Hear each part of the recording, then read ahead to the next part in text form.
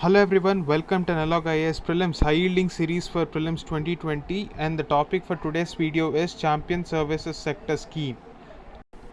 In 2019 and 2020 budget, the government has announced a scheme called the Champion Services Sector Scheme to address the issues, especially with respect to service standards, data protection, and even regulatory reforms in the services sector. So what are the objectives?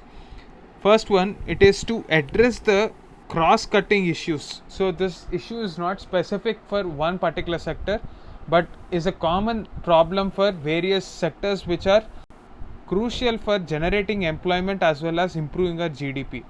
In order to address them, like regulatory reforms, standards, data protection, IPR regime, competitiveness, productivity.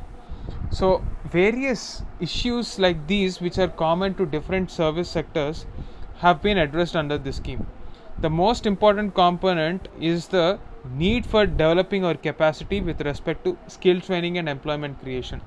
We are in a phase where we have to reap our demographic dividend. So the scheme becomes very important in this perspective to reap our demographic dividend. So this is a central sector scheme.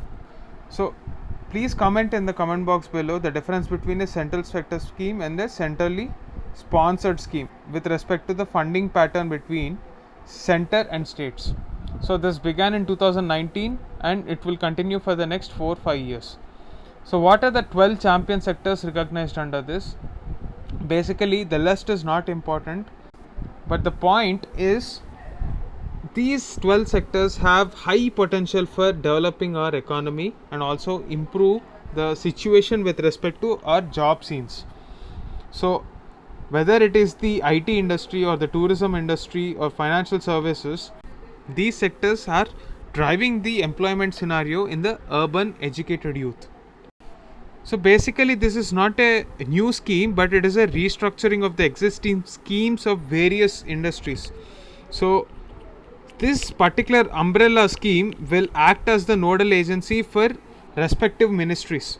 So if you take the example here, the IT sector is under the administrative control of Ministry of Electronics and Technology, or MeitY. So if there is any particular scheme with respect to improving the regulatory compliance or all the standards that we have just spoken about, MeitY will create an action plan with respect to IT sector and coordinate with the Central Action Task Force as laid down in the guidelines of this scheme. Now coming to the question number 1, so it says that in this particular scheme, the respective line ministers and departments will also finalize a monitoring mechanism, and the guidance of the committee of secretaries will be under Commons Ministry. This is false because this is under Cabinet Secretary.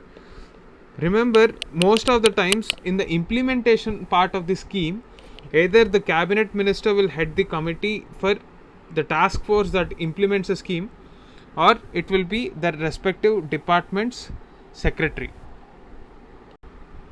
The second central sector umbrella scheme is not of DPIIT, but it is Department of Commerce. So neither one nor two. Both the statements are false. Please pause this video and post your answer in the comment box below. That's it for this video. Thank you.